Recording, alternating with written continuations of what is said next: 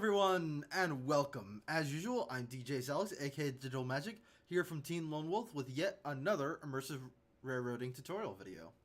Now, I'd like to apologize for such a long delay. I just got back to college, and I'm still trying to figure out schedule in regards to when I can record and what times my roommate will be away so that I can record without having to deal with background noises and also him having to deal with me talking to myself, essentially. So I'm very sorry about that, but it's just how stuff goes, sadly. So be aware of that, and I will try and be doing that, trying to figure out a better schedule soon enough. That also being said, I have an important announcement to make. However, I will be making it in a different video that I will be showing after. See this video. There's two more videos essentially in the tutorial series that I'm planning on doing, and probably after somewhere in that area, I'm going to be releasing an announcement video regarding my channel because I need to do some stuff in regards to changing it. Don't worry, the channel will not be disappearing.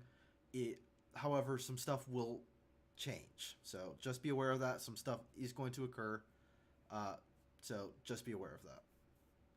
Also be aware that in this video, and I don't know why this occurred, but since the previous time I recorded it and this video, everything, like all the items kind of got corrupted. I'm not sure what happened to cause this, because this is the official Red Sands pack. So I'm not really sure what caused this. Thankfully, however, the stuff that we are covering today were not affected. So what we're doing today is we are doing the what did I call augments. There we go. That was the word I was looking for. The augments. Specifically, we're going to be looking at the item loader and unloader, fluid loader and unloader, detector, and coupler. Locomotive control and speed retarder are. I'm planning on having somebody else do the video for those, because I can't really do immersive open computers to save my life, or OC, which is what these two are really kind of regarding, especially the locomotive control. So I'm gonna actually hand that video off to somebody else, and once they record it, I'll have them send it back to me, and I will post it up, and you guys get to see that. However, I will not be in those videos, or if I am, I will be taking a backseat to them. So just be aware of that. So first thing that... Good lord. My watch is going crazy. So going back to what I was saying. So we're going to really be covering those four. So the first one we really want to be covering is the fluid loader. And really it doesn't matter what the order is, but I'm just going to start with the fluid loader. So as always, we want to select it, make sure the gauge is correct, and do a single cast. Lovely. And now I've got fluid loaders. You'll see that I have 8. Again, just like all the other gauges, it changes depending on how that all works. So I'm going to... The way that these work is that you need to place them down on the track. Now I'm trying to find a good place to put them. Let me pick this up, and you can see again the items themselves are glitched out. I'm sorry, I thought I was in game mode. Surreal again. I'm very sorry about that. I had to run around trying to double check to make sure that this wasn't hadn't actually screwed up anything gameplay wise. So that's the reason why that occurred. But let me go ahead and break this and place down a slot. So as you can see, it takes the same color as what you're holding. And I'm going to come over here and grab me, a creative fluid tank. Now it occurs to me that I don't seem to have any water. So I might need to really quickly go grab some somewhere. So I thought I had some water. So just as usual, and it doesn't have to be a fluid tank. It just has to be some sort of liquid, like a pipe or something like that. and it just hooks directly into the augment. So let me really quickly grab myself a give water. Yeah, that's what I figured. Okay. Change of plans. We're going to use the creative menu to grab this. Oh, hush. Okay, so right click.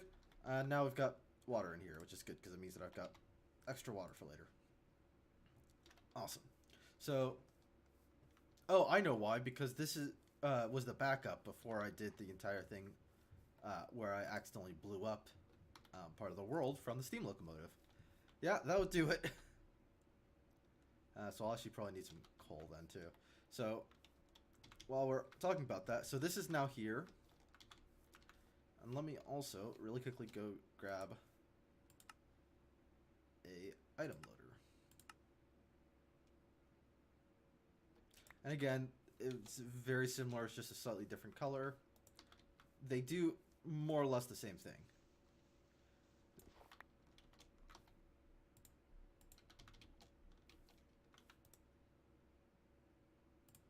Grab this. And then let me grab some coal.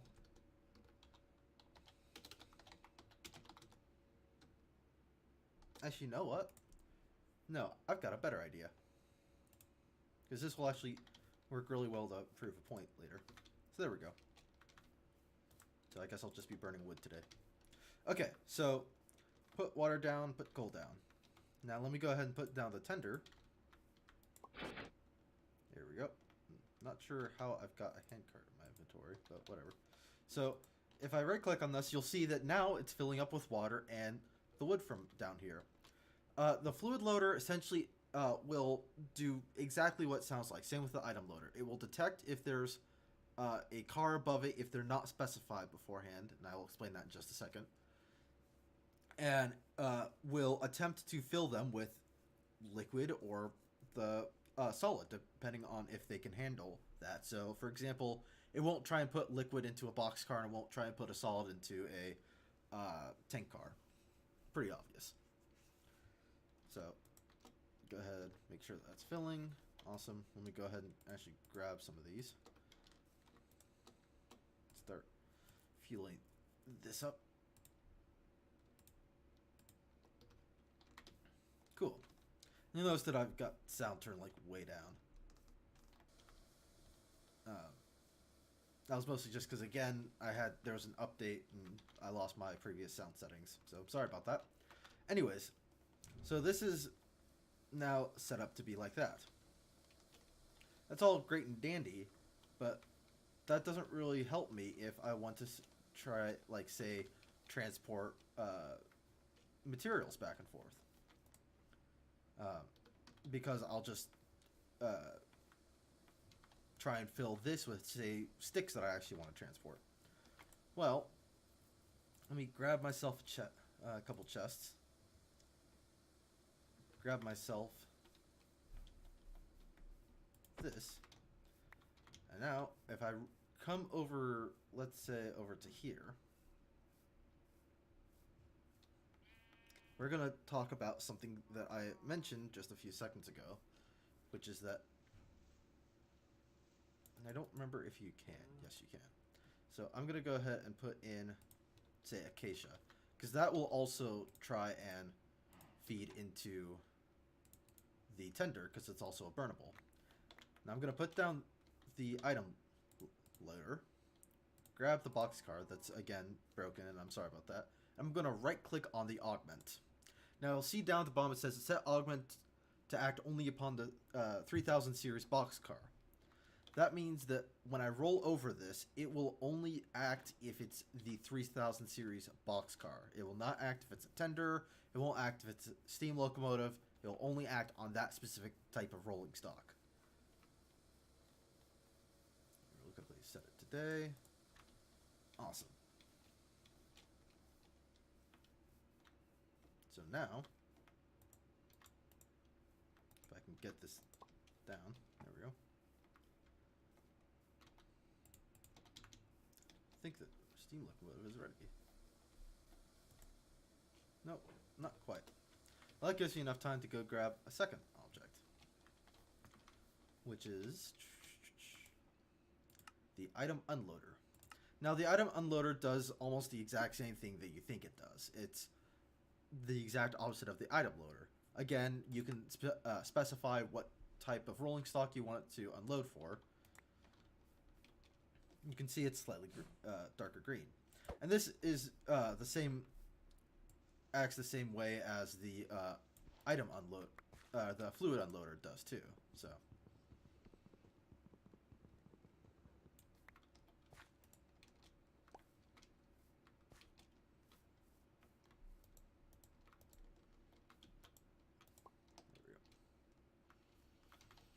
So now, oh wait, I don't think I ever actually set the ID on that. Oops. So, there we go. And by the way, if you want to unset that, you just right click again and it will just set it to any stock. But it has to be the exact same stock. If it's not the same stock, it will override the current setting to the new stock that you right click with. So, bear that in mind. There we go. This has some steam. Nope, not going anywhere. Okay. So that gives me a few seconds to grab the other two types. So the other two types are a detector and the coupler.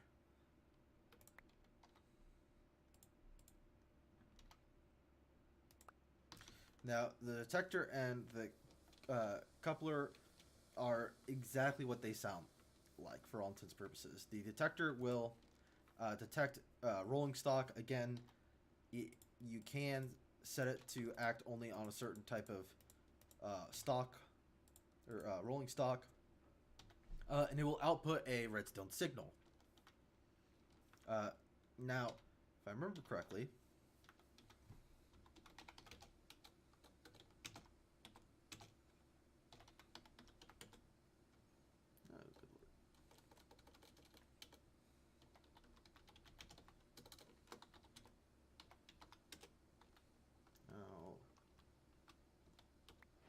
there we go.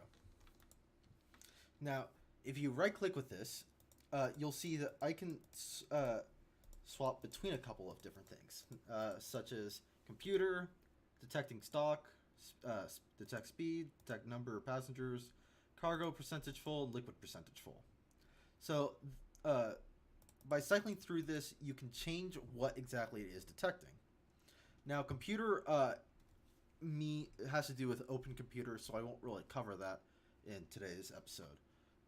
But detecting stock is just generic, will detect anything, and it will just output a full redstone signal, so act as if it's a redstone block. Detecting speed is, if I remember correctly, it's either the maximum speed of that locomotive, or it's the current speed out of the maximum speed of that locomotive, or it is it's the maximum speed overall. Well, actually, no, it has to be the maximum speed of that locomotive under the current speed. Sorry about that. Detecting number of passengers, again, it gets how many passengers that car can maximum hold, and will find what the current is, and it will set the strength of the redstone signal coming out of it appropriately. Same with cargo percentage full and liquid percentage full. There we go. Coupler. Now, I'm not going to really show this for that locomotive, but if you right-click it with a redstone signal, you will see decoupling and coupling. Now, if I put down a redstone signal, this is now coupling. So if there's two cars next to each other, it will attempt to couple them. Now, they won't, and if it's the exact same way, if I run over it now, it'll attempt to decouple. And if I want to remove these, all I have to do is just right-click with the large wrench, and they pop right off. So I think I have enough steam just so I can prove kind of my point. Let me really quickly back this up. Oh, good.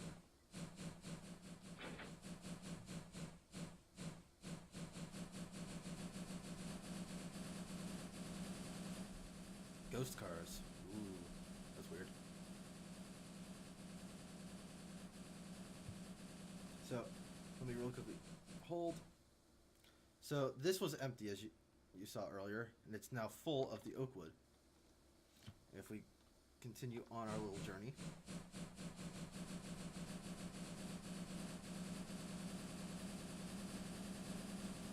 And you notice that there are now gaps in the track. Again, that's just because the pack has been updated to the newest version, and I haven't relayed any of the tracks for said updates.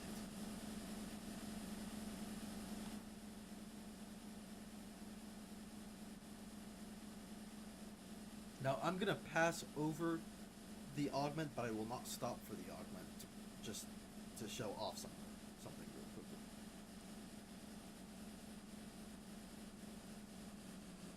Okay.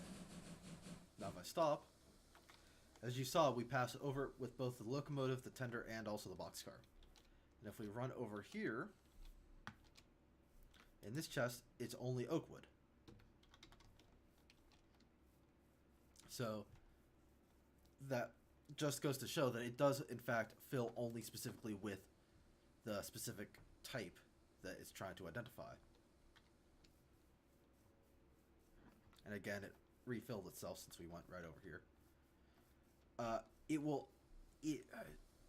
don't remember how fast it moves it. It moves the items pretty quickly, in all actuality, but I don't remember exactly how fast it is that it moves it through. So sorry about that. I can't give you a specific amount there. So that's really it for today's episode. It's not too much, but it's something that you will want to keep in mind. So if you've got like a longer run, you can supply the trains as they're going along using these. Again, there's two other augments, the speed retarder and the locomotive control. I will be handing that explanation off to a different person, just because I really could not tell you how to do them. I'm not good at open computers. They could explain that a whole lot better than I can. So sorry about that. That will be a different episode, kind of covering open computers and how to play around with them with this mod. Next episode, we will be covering the actual stock themselves, and hopefully by then I'll have figured out how to fix that weird glitch. Because somebody requested that I go over what stock comes in the vanilla version of the game. And I'll also be kind of going over what stock or resource packs I would recommend for certain things, and kind of going over that really quickly. Excuse me. So, until then, I have been DJ Sulks from Teen Lone Wolf. This has been the Immersive Railroading tutorial series. If you enjoyed this video, please make sure to leave a like, possibly even a comment, to let me know what else you want to see in this series, because I am willing to add on a couple more than just two. And if you enjoyed this video and want to see more like this, want to see more gaming content, or just in general think that I do a good job, which is a joke in and of itself. I don't really do a good job in my opinion. Make sure to hit that subscribe button and that little bell icon so you get notified when I post out my new video. Hopefully it will not be in a week and a half next time. I apologize for that. And I will see you then. As usual, I'll see you in the next one. Bye.